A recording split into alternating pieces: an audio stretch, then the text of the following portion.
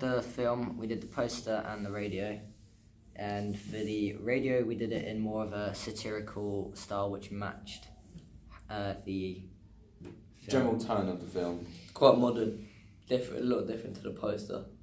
Yeah, the poster was more of a classical western. We wanted to base it on posters that were made during the 50s and 60s for the original spaghetti westerns and the classical John Wayne westerns. We went for an intentional of kind of bigging ourselves up as these pretentious actors and directors of this film that we made. Yeah.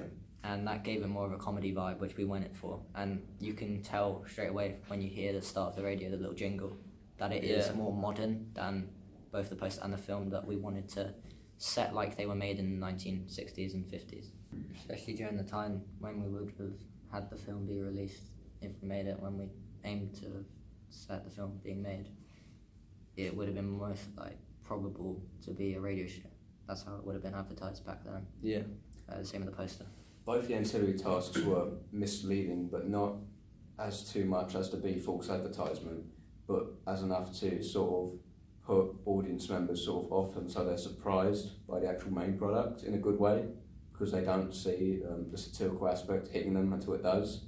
So it's kind of the effect where if you were told beforehand straight up it was going to be a comedy parody, you would see it coming, it wouldn't hit you as hard, but not expecting it and going in there thinking it's going to be a serious western and just seeing what it was, it just adds a lot more to it. Yeah, hiding the comedy aspect within the poster and the radio show made the comedy more effective and made it, I think, more enjoyable. Yeah. Especially if you knew about it, then it wouldn't maybe necessarily get as many laughs. Especially since we didn't, in the radio show, we didn't clarify that it is a western.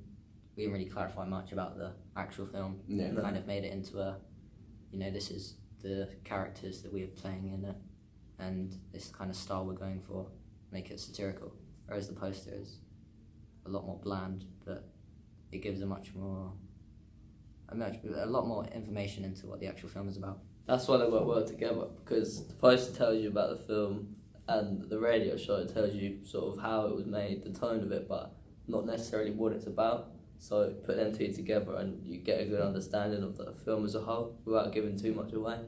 Dan, I feel as if the radio show can be enjoyed on its own, without, of course it would make you want to go see the film, but if you only had to see one, I think both of them stand on their own well enough. With no knowledge of there actually being a film behind it, if we just had the radio show, it could stand up for itself. The same with the poster. Yeah. They work well even without a film. Yeah, they work well together, but on their own they still stand quite strongly. You could make it believable that there was a professional production along with the poster. Well, we've shown multiple people the poster and they've all been impressed and believed that it was professional to some standard. Yeah. Which is not like the film that we made, which is purposely done to make it worse than it needed to be to fit the feel of the old spaghetti westerns and how they were made with the dubs over everyone who could speak English. And